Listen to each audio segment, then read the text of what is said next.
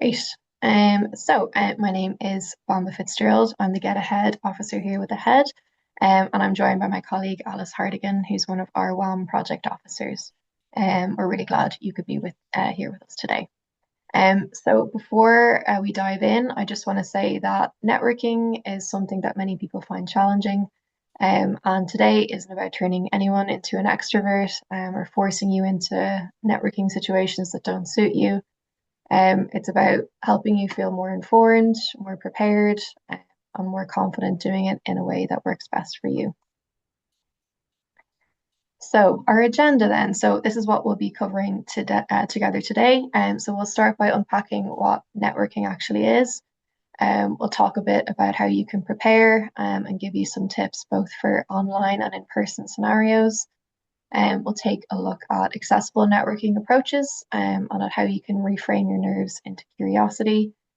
We'll take a look as well at questions that you might be asked or questions you might like to ask. We'll give you some pointers on how to stand out, and we'll chat a little bit as well about confidence. You don't need to take everything in today. Remember, the session will be available to watch back. And you can think of this as a bit of a toolkit. So some tools might be useful and others might not be relevant to you at all.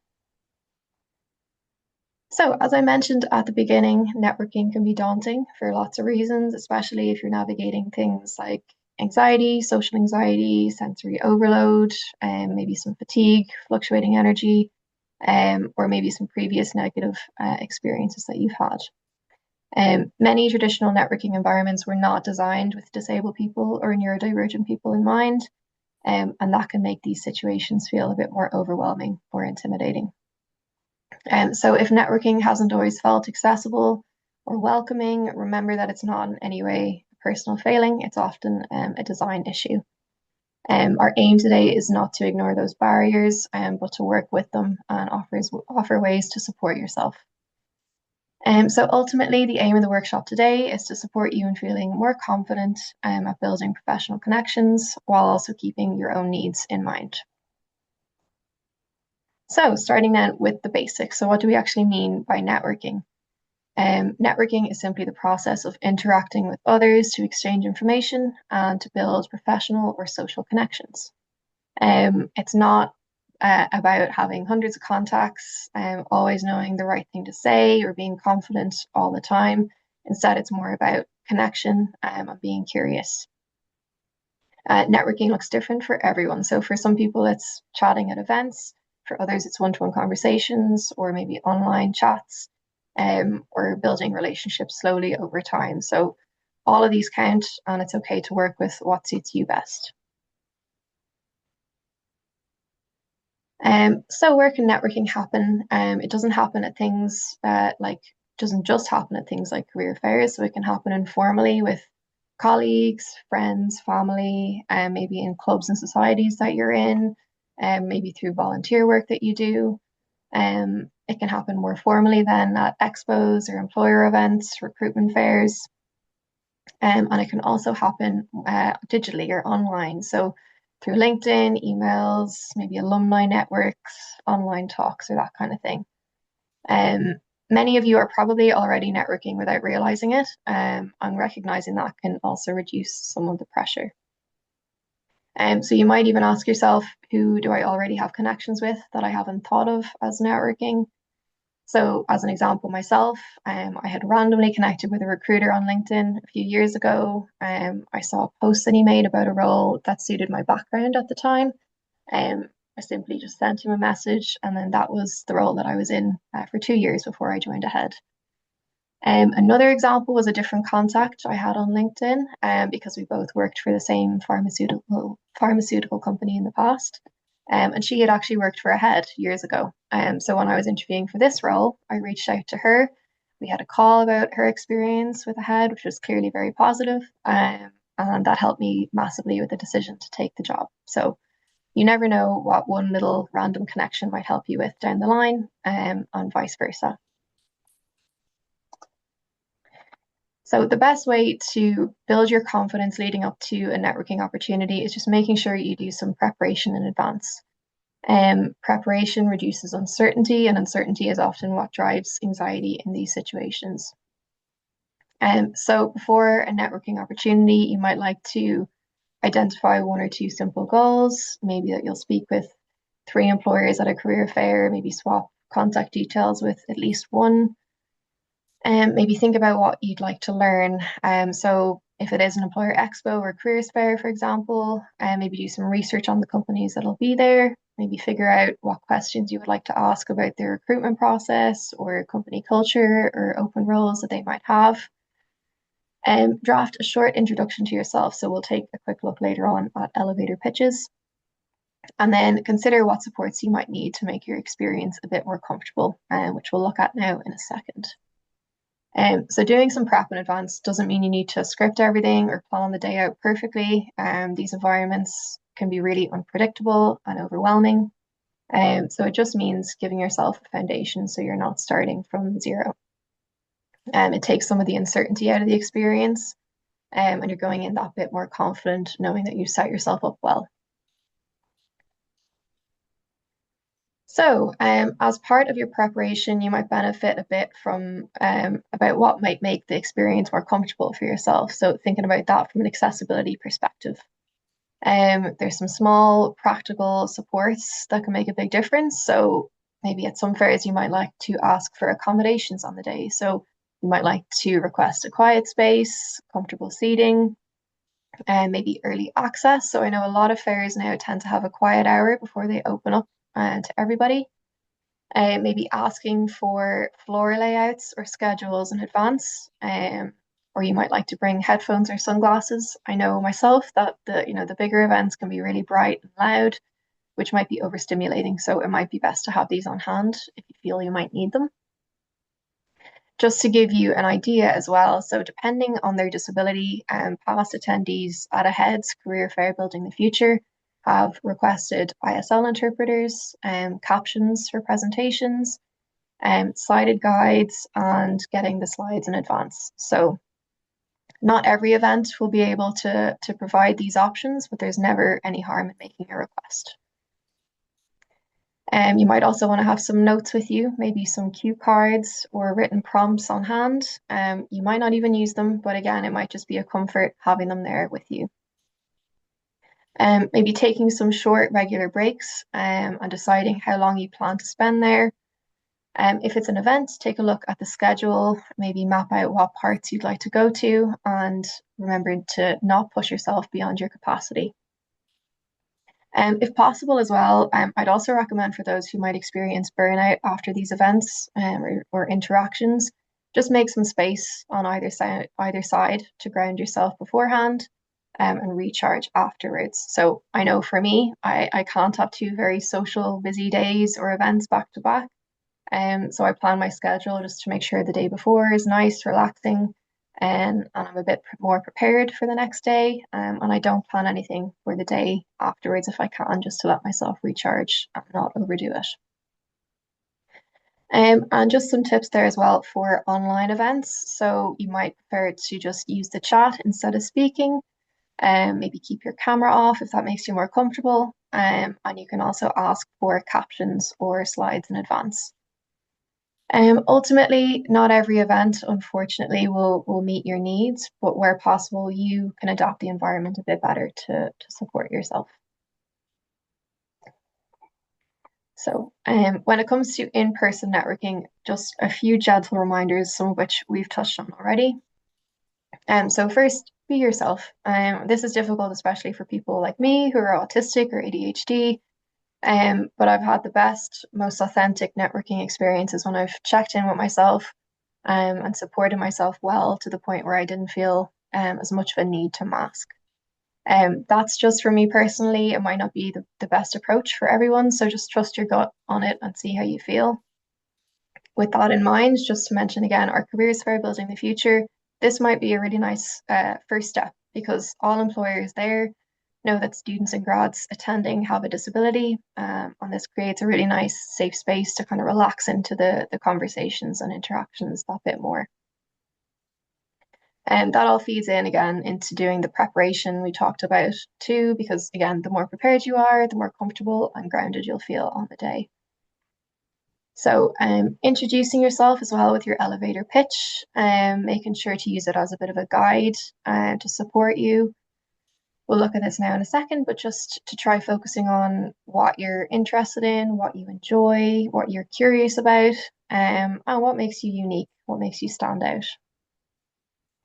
I mentioned earlier as well, just maybe setting some small goals might help.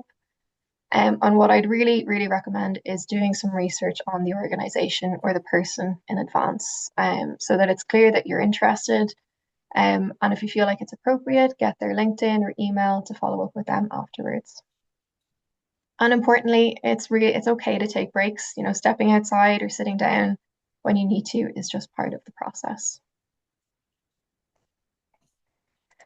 So online networking can be a bit more accessible and less draining for a lot of people. We touched on some tips earlier around making your experience a bit more enjoyable, but just having a look at a couple more here. So you might focus over the next while maybe on building a clear LinkedIn profile and establishing a strong online presence. Like I said earlier, you never know what this might turn into.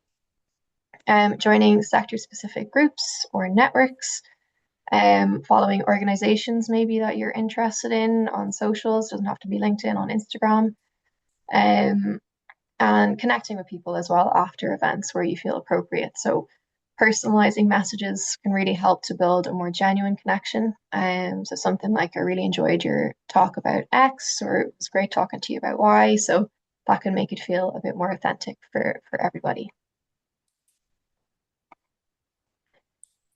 The elevator pitch then. So we mentioned the elevator pitch earlier, which can sound intimidating, but it doesn't have to be.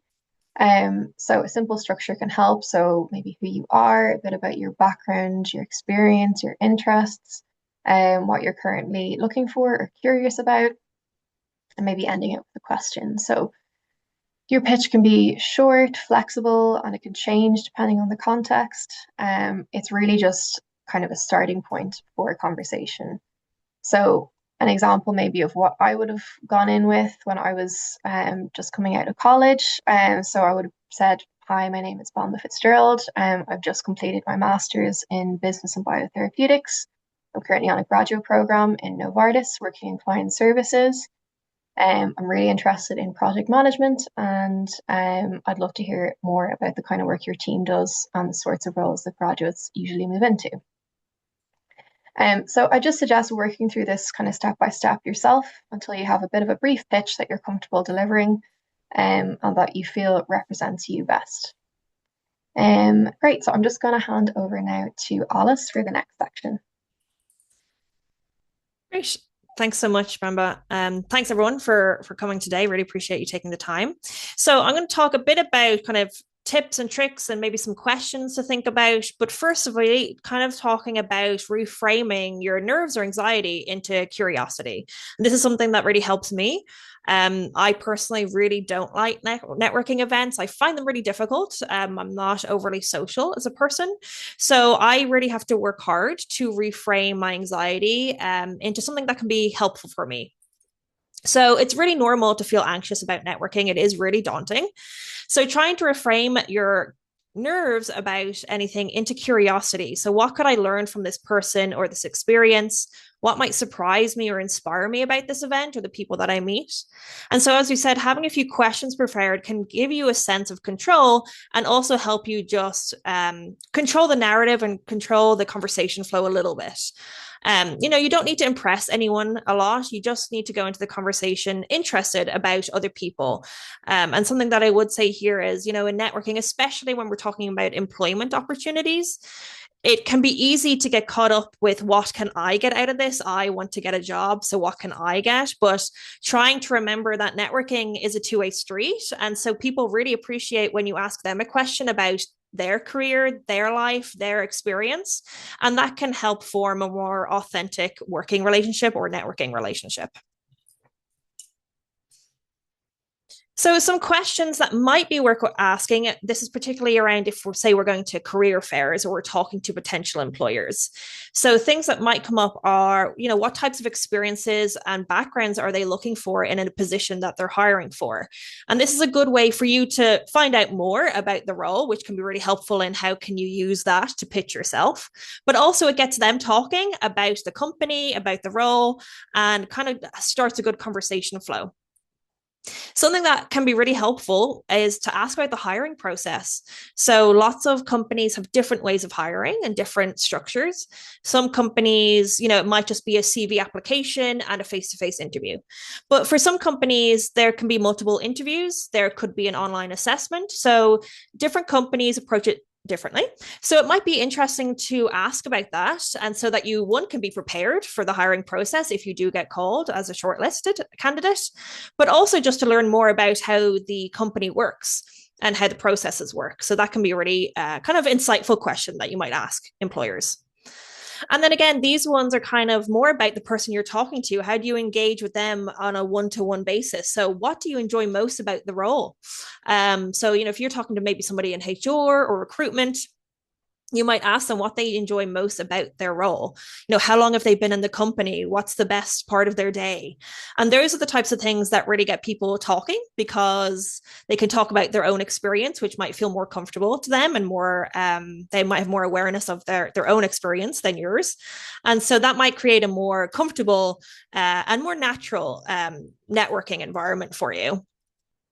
And then some specific questions that might be helpful, especially if we're talking about, candidates with disabilities, is does the company have a process for requesting accommodations, and how does that typically work? So for some companies, on their advertisements of roles, they might, at the bottom might say something about we're open to candidates of all backgrounds. If you need any accommodations, please reach out to. And there might be an email. Sometimes you see that, but sometimes it might be something different. So that's a really insightful question to, one, get information for yourself about how can you practically ask for accommodations, but also it might give you an insight into what the company's culture is like around disability. Are they aware of accommodations and how to implement them, which can be really insightful for you as a candidate. And then a question that I think is interesting is, what does inclusive culture look like in your team? So trying to find out a bit more about the company culture for me is really important in kind of looking at where I want to work or what opportunities might be available for me in employment, because I believe culture is really important. How do people treat each other? What are the policies around things like inclusion and diversity? And what are they doing maybe in perhaps employee resource groups? That might be a really insightful question for you to start thinking about. So they're just a few things that you might jot down if you're going to a career fair or talking to potential employers in the future. But questions that you might be asked. So again, don't forget that networking, especially in employment opportunities or career fairs, is a two-way street. So yes, you want to find out information for yourself, but they're going to ask you questions too. So don't forget to be a little bit prepared for that. And they could ask you a range of things, but they might ask you one that you hear a lot, which is, tell me a little bit about yourself. And that's where your elevator pitch might come in handy, having something, under 60 seconds prepared. That's a brief overview of who you are, maybe what kind of role you're looking for, maybe what you did in college, and what your opportunities you're looking for now. Again, tell me about your work experience. So have you worked previously and what was that like for you? And trying to think about how could that experience really help me in selling myself? What's my unique selling point here to talk to this recruitment person? And what are your interests or goals? So again, goals might come up a lot in kind of networking with employers or even in interviews themselves. You might get asked, where do you see yourself in a year? Where do you see yourself in 5 years? Sometimes comes up. So employers are kind of interested in looking at you as, where do you want to get to in the next few years? Where do you see your life? And that will be different for everyone, but just to be a little bit prepared for those types of questions around the future. And this is one that gets phrased in different ways, but what makes you unique? What's your unique selling point? What are you able to offer the organization? And that could be a bit of a tricky one. And it can also really take you by surprise, especially in interviews sometimes. So, to give you an example, many years ago, I was asked a similar enough question to this in an interview. And it really did take me by surprise. And I kind of just thought on my feet. And I was pretty young at the time and I didn't have much experience, but I really, really wanted this role. And I felt very passionate about it. And so I was honest. It was a bit of a swing, but I was honest about it and said, look, I might not have as much experience as other candidates, and I'm probably much younger than some of the other candidates. But I believe that you can teach people skills. I believe that you can teach people how to use things like CRMs or databases or management systems or Excel. But I think it's really hard to teach people good work ethic and passion and justice, and they're things that I really care about. And that was kind of what I said in the interview, and I ended up getting that job. And I know that I probably was not the most qualified, but I felt the most passionate about it. And that can go a long way depending on what organization you're looking at. I was very interested in the charity sector, in kind of equality roles, and so that worked for me because that industry really wants people who care deeply about the topic. So there's just something to think about, is that you do often get questions like, what would you be able to offer? So just to think about, what is your unique selling point? So just to kind of talk about some of the things myself and Bamba have mentioned, just some key takeaways, I suppose. So something that's come up over the last few slides is do your research. Okay, do know a little bit about the companies. If that's maybe a career fair you're going to, can you look up who's going to be exhibiting on the day and who do you really want to talk to? So you can do a little bit of research beforehand, maybe go onto their social media or their websites and find out a little bit about the company, maybe about their culture, what they're doing, what big projects they might be currently working on. And you might be able to find out if there's particular people you want to talk to on the day as well. So just knowing kind of who's going to be there can really help you frame your plan for the day as well. Again, ask questions. So this goes back to the kind of get curious mindset that we've been talking about. So, you want to learn more about potential employers or just people that you're networking with by asking them questions. So it's a great way to get information, but also really to show your interest and enthusiasm for the company, for the role, for the person you're talking to. So really get curious and ask questions about, their position, their company. And something that I think that's important to remember is to know your worth. Remember that elevator pitch and what makes you unique or what interests you might bring to the organization. But also, I know a lot of people might be looking for employment opportunities. So it might feel like sometimes, I'll take a role, any role, just to get an opportunity. But, know your worth, that if something doesn't feel right, it's not right for you. And also, this is in regards to the workplace, but also in a social interaction. So all of these things that we're talking about, the skills, or maybe being anxious or being a little bit prepared, could also work in a social situation. So for me, I find social situations quite difficult. I do get quite anxious in larger groups. And sometimes if I'm going to an environment where I know there'll be a lot of people and I know it will be expected or that I should really try speak to people, is that I'll try just have a few questions in my head that I know I can ask. So, am I meeting up with a larger friend group? Have they been on holidays recently? Asking them about that. So that can really help me. So it's not just an employment and work focused skill. It's, in life in general, in these social interactions that we see every day. So just a few tips for keeping the connection going, I suppose maybe after some of these networking events, is you could send a short thank you or follow-up message. So for example, if you were at a grad expo or an employer expo and you met someone, you could link with them on LinkedIn and send a very brief message to say, so lovely to meet you today, hope our paths cross again. It just keeps you in their memory. And then you've connected with them as well. So you'll be able to see what they're posting and keep in touch with them throughout their career journey. Again, connect with people or organizations and engage with their posts or projects online. And where appropriate, you might stay in touch occasionally, just without pressure. So for example, you might connect with someone, a recruitment or a HR lead at an exhibition, and you connect them on LinkedIn. And then, months down the line, they're posting about how they were at an event or they hosted an event. It might be nice to like that post. You could maybe put a brief comment in to say, looks like a great event. Hope to see you again soon. That's quite low pressure, but again, it keeps you in their memory. And you never know, like Bamba said with her experience, you never know when those things become helpful, where they come up, and they're the connections along the way that you never know what they'll lead to.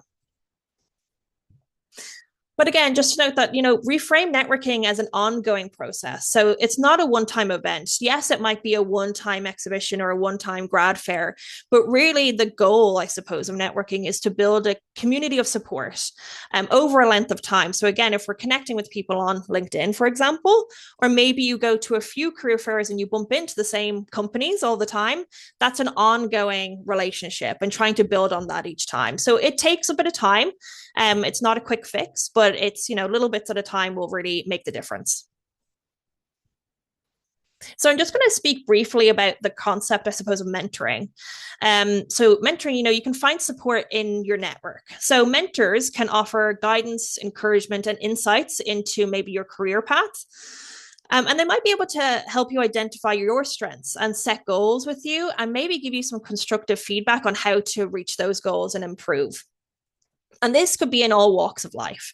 So it could be a lecturer in college that you get on with quite well, who might offer you some advice. It could be an employer or a colleague that you work with or have previously worked with. On the WAM program, many of you might be aware of the WAM program, we actually do have WAM mentors. So we ask that the employers provide you with, of course, a line manager like you would in any other organization, but that they identify someone who could be your mentor for your placement. And that's just somebody that you can meet with, maybe once a week, maybe once a month. It's different for each candidate, where you could ask questions, you bounce ideas off them. Maybe they'll look at your CV and give you a bit of feedback. So that can be really helpful in a working relationship. And it also could be someone you connected with at an event. Maybe you got on very well with them and you've built a networking relationship with them over time, and you might approach them to see would they be interested in supporting you. So a good fit may be someone supportive whose career path, values, and maybe their communication style aligns with yours, and they're willing to share knowledge as well. So there's a brief video here. We're not going to play it today just in the interest of time, but it is linked in the slides. It's only a few minutes. And so I would encourage candidates here to just go back and watch that, because it's just 3 tips to boost your confidence. And it's a really great small TED talk. So it might be helpful for some people thinking about going to some maybe career fairs or other networking events, but we'll just move on from this now. So confidence, again, confidence doesn't come naturally to a lot of people. It certainly doesn't come naturally to me. So there's just a few things to remember. Shifting your focus. So what is that? That again is going back to that idea of reframing your anxiety or your nerves into curiosity, trying to make it a positive where possible. As we've said, be a bit prepared. That can really help with confidence because it can give you a sense of control over the questions that might be asked. And so you'll be prepared and you can ask other people questions, but it will also give you a sense of confidence because you feel confident in your ability to talk to people. Just to remember, there is a bit of a connection between your thoughts, your feelings, and your behavior. So, if I'm thinking, oh, I'm really anxious, I don't want to go to this event, then I suddenly start to feel very anxious in my body. I'm very nervous. And then that starts to come out in the behavior. So maybe I'm really shy. Maybe I end up not going to the event at all because I've gotten so in my head about it that I actually don't take the opportunity to go and meet these people. So just try to remember, if possible, to work on shifting your focus and shifting your thoughts to maybe something a bit more positive. And that's not easy. That takes time and a lot of practice, but it's a good skill to try and build up if you can. And remember, you know yourself best. You're the expert on yourself. No one else knows you that well. So, you can really sell yourself the best. You know your strengths the best. So just to remember that as well, it can be really helpful to remember. And just to trust what you know. So again, that might go back to the research as well. Like if we know there's certain companies at an exhibition and you really want to speak to them and you've researched them, that might come across as enthusiasm and passion for that company, which could go a long way in terms of employment opportunities. So, just in closing, there, networking is about connection, curiosity, and being confident in yourself. There's no one right way to do it. Everyone is different. So everyone brings unique strengths and perspectives to networking. So we just encourage you to take maybe a small step today. So that could be, maybe messaging a lecturer or comment on LinkedIn. You might attend a local talk or maybe join a social group. But it's different for everyone, and different people's comfort levels ranges a lot. So for me, some of the first things I do is kind of goes back to that mentality, is trying to work on how do I perceive networking events, trying not to get so bogged down by how nervous I am, trying to reframe that. And that takes a lot of time, but that's a really helpful skill that I've tried to work on over the years. So these are just a few links and resources. Again, the slides would have been sent to everyone in advance. So you can see a few of these hyperlinks here. You can click on them. And just to bring your attention, if people are looking for employment opportunities at the moment, as of right now, we have some roles open with the ESB graduate program. That's on the AHEAD website. They're closing next week. And then next week, on the same day, we're actually opening 23 roles across Ireland with the local authorities. And the local authorities are the county councils across Ireland. So they'll be all in different counties, all different types of positions. So there's a lot of roles coming up with WAM. So I just encourage people to keep an eye on their email for those notifications, or check out the AHEAD website as well. So that brings us to the end. So I suppose if anybody has any questions, you can put them into the chat box, or if you'd like to, raise your hand or come off mute, we're happy to take some questions now. And I think we'll just turn off the recording, Nicole, when you're ready.